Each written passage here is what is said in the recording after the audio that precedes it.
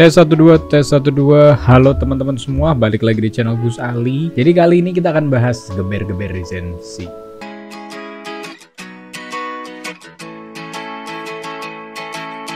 Jadi ini sebenarnya pembahasan yang cukup udah mungkin sebulan 2 bulan terakhir yang dilihat sama orang-orang. Nah, gue kepengen bahas tapi gue mikir banget karena dulu gue bisa dibilang salah satu pelakunya gitu. Nggak tahu bisa disamakan atau enggak.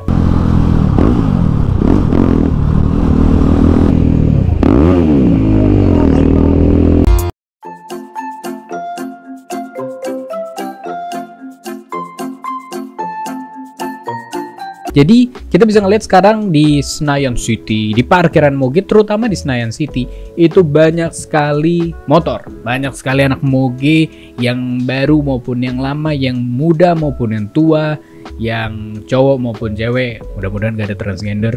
Nah, itu bisa kita lihat banyak banget sekarang umat permotoran di dunia, di Indonesia terutama. Di Indonesia lagi booming banget masalah permogean, terutama moge dan motor-motor gitu. Jadi banyak banget orang yang main motor sekarang. Beda sama zaman dulu, 10 tahun terakhir atau 5 tahun terakhir, dimana nggak serame itu. Gue nih kepengen ngomongin tentang geber-geber lisensi. Jadi ini menjadi perdebatan sebenarnya, sampai ada motovlogger, salah satu senior kita, yang ngepost sensi yang dulu. Kalau nggak salah itu post hashtagnya. Dan itu jujur gue mendukung itu, hashtag sensi yang dulu. Dimana Senayan City yang dulu saat lu riding ke Senayan City itu kalem, suasananya enak. Ada suara moge masuk, namanya moge, suara keras dengan knalpot, Akrapovic, Aero dan lain-lain. Itu pasti suaranya keras, tapi tidak digeber secara maksimal. Nah, problemnya adalah sekarang beda sama yang dulu. Sekarang itu sensi udah sangat-sangat luar biasa ramenya, sangat-sangat penuh banget. Bahkan tuh gue lewat sana aja ngeliat buset, sensi lebih rame daripada pasar Pondok Labu gitu loh. Ramenya itu yang di luar parkir mocil banyak-banyaknya, habis itu yang di dalam moge.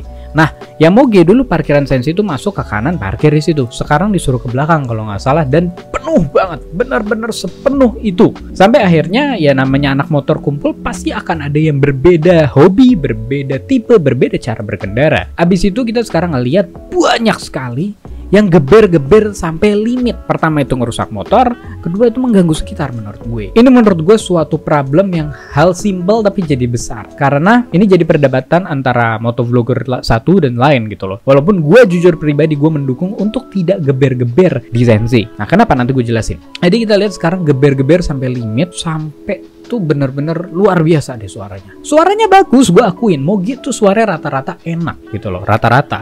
Tapi gini, problemnya adalah tidak semuanya yang ke sensi itu adalah anak motor. Ada orang-orang yang udah berumur, ada ibu-ibu yang kepingin jalan-jalan, ada orang yang emang udah pusing, dia kerja seminggu capek banget, dia kepingin ke sensi jalan ke mall sama keluarganya. Dimana sensi itu kalau kalian parkir yang di atas, di bawah tuh ada restoran dan lain-lain, di atas tuh ada restoran dan lain-lain, dimana orang nongkrong dan duduk kepingin santai di hari Minggu pagi. Nah, saat geber itu sampai bawah tuh getarannya ada. Suaranya tuh masuk gitu loh, karena kan outdoor sebenarnya, semi outdoor tuh luarnya itu tempat mereka menggeber itu.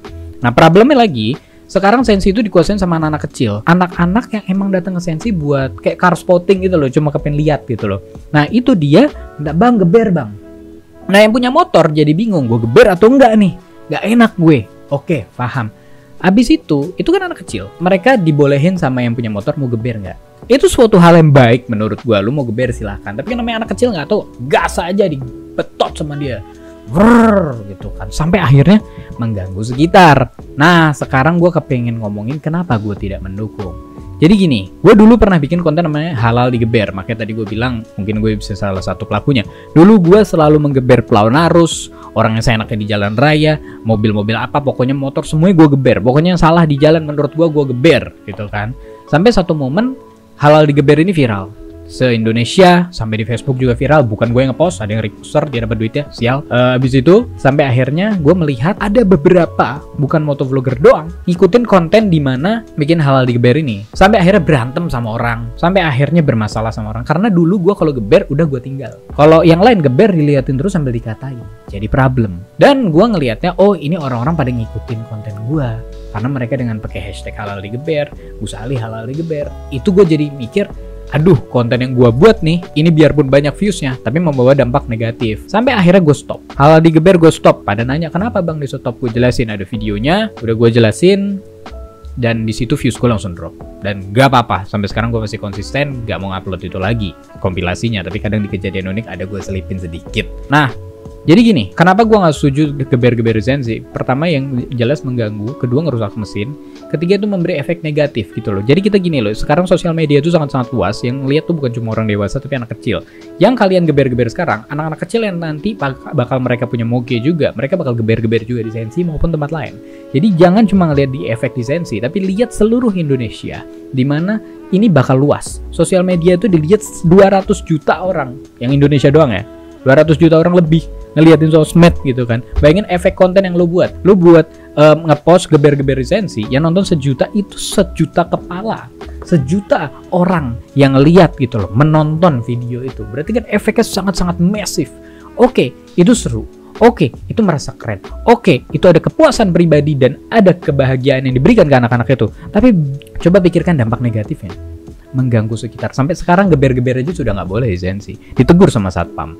Berarti kan membawa dampak tidak baik gitu loh. Itu jadi nggak bagus gitu loh. Anak motor nih sekarang udah makin jelek citranya, udah makin hancur citranya. Paham gue sekarang permotoran tuh terlalu luas, sampai akhirnya itu memberikan banyak ide, banyak konten, banyak hobi. Jadi itu masuk semua, dan itu pasti terjadi, kayak gini terjadi. Tapi gak ada salahnya dong gue berpendapat seperti ini, ya kan?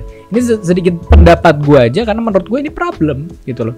Geber-geber Zenzi itu awalnya seru, tapi sekarang semua melakukan, sampai lu di seberang Zenzi aja lu bisa dengar suaranya. Anak kecil dengar suara geberan tuh nangis loh. Bayi-bayi tuh bisa bermasalah loh kupingnya saat dengar geberan. Itu dia. Jadi memang orang yang geber-geber itu, gue yakin sekali yang geber-geber Zenzi itu nggak ada niat jelek.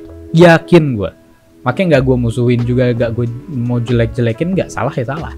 Tapi gue yakin mereka nggak ada niat jelek. Orangnya saat bertemu tuh bukan orang jahat. Baik. Disapa sama anak-anak kecil yang minta geber, dikasih. Niatnya baik tapi belum tentu benar. Gitu loh. Jadi emang kembali lagi, berbijaklah saat lu punya power. Lu punya moge itu salah satu lu punya power, dimana lu punya sesuatu yang gak semua orang punya. Jadi itulah pentingnya berbijaklah saat menggunakan moge. Jadi itu sedikit pendapat dari gua. Gimana pendapat kalian? Komen aja. Terima kasih sudah menonton. Ride safe as always. Sampai jumpa di video selanjutnya. Goodbye.